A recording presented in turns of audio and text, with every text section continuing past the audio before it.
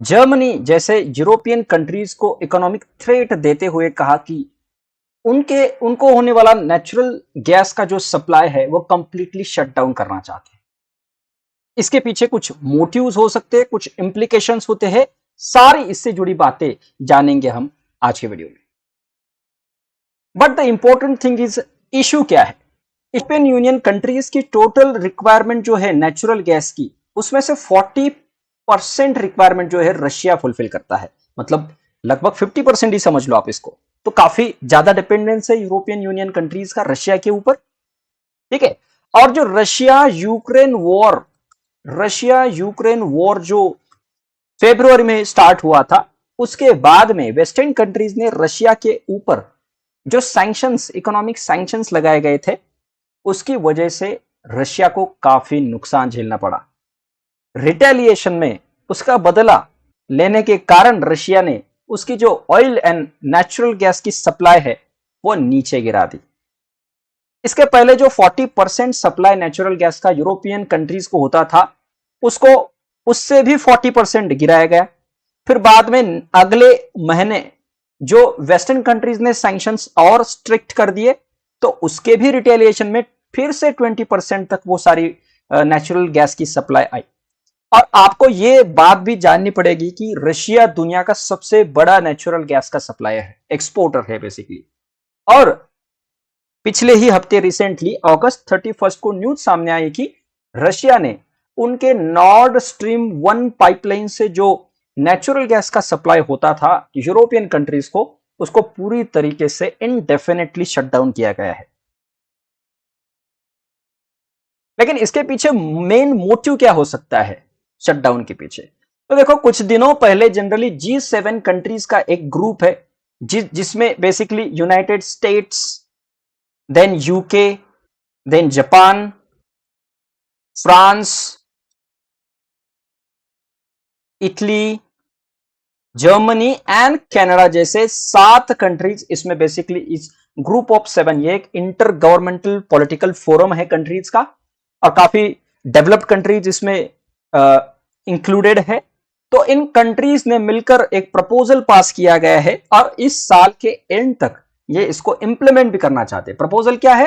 Proposal है basically export prices जो है, रशिया जो ऑयल एक्सपोर्ट करना चाहता है उसकी जो एक्सपोर्ट प्राइसेस होते हैं उसको एक कैप, रेस्ट्रिक्शन लगाने का एक प्रपोजल इन 7 कंट्रीज ने पास किया है। और कई सारे कंट्रीज को इनके साथ में जुड़ना भी पड़ रहा है।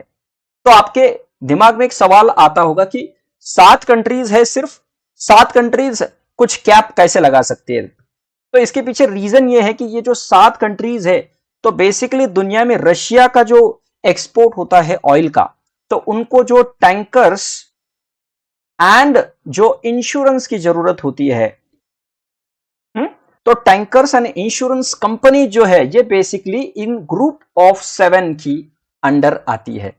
तो ये इंश्योरेंस एंड टैंकर सिक्योर करने में रशिया को काफी दिक्कत आने वाली है, जिसकी वजह से कहीं ना कहीं रशिया का जो एक्सपोर्ट रेवेन्यू है वो नीचे आएगा। तो ये एक मेन मोटिव की वजह से इसके रिटेलिएशन में रशिया ने क्या किया है, यूरोपियन कंट्रीज और बेसिकली जर्मनी के ऊपर ये इकोनॉमिक थ्रेट अटैक किया है कि हम इसको सप्लाई को कंप्लीटली बंद करेंगे। अब आपको यह भी जरूरी है जानना कि बेसिकली रशिया से जो सप्लाई होता है यूरोपियन कंट्रीज को, ठीक है, यूरोपियन कंट्रीज को जो सप्लाई होता है, तो वो सप्लाई आपको नॉर्ड स्ट्रीम 1, इस पूरे ट्रांजैक्शन में आपको ये नॉर्ड स्ट्रीम 1, इसको आपने बार बार सुना होगा। ये क्या है नॉर्ड स्ट्रीम 1? नॉर्ड स्ट्रीम 1 एक गैस पाइपलाइन है, आप समझ सकते हो। जनरली 1222 किलोमीटर की ये पाइपलाइन है जो समुद्र से होके, बाल्टिक सी से होके, यानी रशिया का सेंट पीटर्सबर्ग यहां से, इसके बाद में ये बाल्टिक सी से होके कहां पे जाती है, तो नॉर्थ ईस्टर्न जर्मनी तक जाती है और नॉर्थ ईस्टर्न जर्मनी को डायरेक्टली सप्लाई करते हैं नेचुरल गैस। ठीक है, तो काफी इंपॉर्टेंट है और नॉर्थ स्ट्रीम ही सबसे बड़ा सप्लायर रहा है। और ये नॉर्थ स्ट्रीम पाइपलाइन जो है ये रशिया की एक गैसप्रोम नाम की कंपनी है जो बेसिकली रशिया स्टेट ओन करता है, उसके कंट्रोल में है। तो ये कंप्लीटली शट डाउन करने की बात भी सामने आई है। नेक्स्ट, अब ये पाइपलाइन इतनी इंपॉर्टेंट क्यों है यूरोप के लिए, ये समझना सबसे इंपॉर्टेंट है। हाँ, अब नॉर्थ स्ट्रीम 1 को अगर शट डाउन करता है रशिया, तो यूरोप के ऊपर इसके क्या असर पड़ सकते हैं। देखो, आपको जर्मनी पता होगा, जर्मनी सबसे बड़ा लार्जेस्ट इकोनॉमी है in Europe, largest economy in Europe.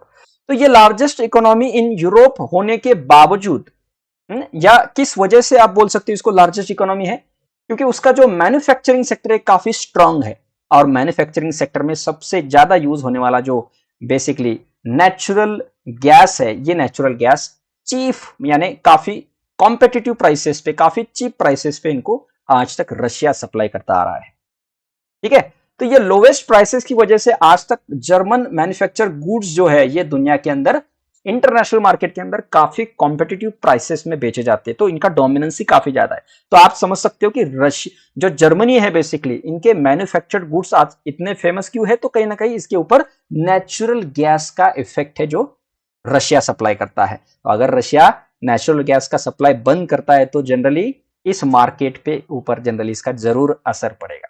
दूसरा इंपैक्ट हो सकता है एनर्जी क्राइसिस का, क्योंकि अभी विंटर आने वाला है, द विंटर इज कमिंग बार बार बोला जा रहा है, क्योंकि विंटर में जो एनर्जी डिमांड है, ये डिमांड हाईएस्ट पिक पे होगी, हाईएस्ट लेवल पे होगी। तो हाईएस्ट लेवल के डिमांड को कंप्लीट करने के लिए उनके पास उतना सप्लाई चाहिए, और ये सप्लाई और भी कम होने वाला है। पिछले साल की प्राइसेस की जो नेचुरल प्राइसेस पिछले साल थी, तो उसके against comparative this year prices कितनी 450% हायर हो चुकी है। मतलब आप समझ सकते हो कितना ज्यादा सीवियर टॉपिक है ये यूरोप के लिए। समझ सकते हो आप, यूरोप के अंदर जो एनर्जी प्राइसेस है वो लगभग पिछले साल से 450% से बढ़ चुकी है। ठीक है, तो कहीं ना कहीं एनर्जी क्राइसिस आने वाला है, और ये बाद में बहुत ज्यादा प्राइसेस बढ़ने के कारण जो लोग कंजम्पशन कम कर रहे हैं, तो रिसेशन भी आ सकता है। तो एक ही टाइम पे आप बोल सकते हो इन्फ्लेशन यानी महंगाई भी वहां पे आ सकती है, और रिसेशन भी आ सकता है। जो रिसेंटली कई सारे कंट्री इंक्लूडिंग जर्मनी का भी डेटा सामने आया है, उसे पता लगाया जा सकता कि यूरोपियन यूनियन के अंदर रिसेशन आ सकता है। तो इसका जो इन्फ्लुएंस है खाली यूरोपियन यूनियन पे नहीं रहेगा, जो इमर्जिंग मार्केट है इंडिया और चाइना जैसे, उनके ऊपर भी इसका प्रभाव जरूर पड़ेगा। ठीक है,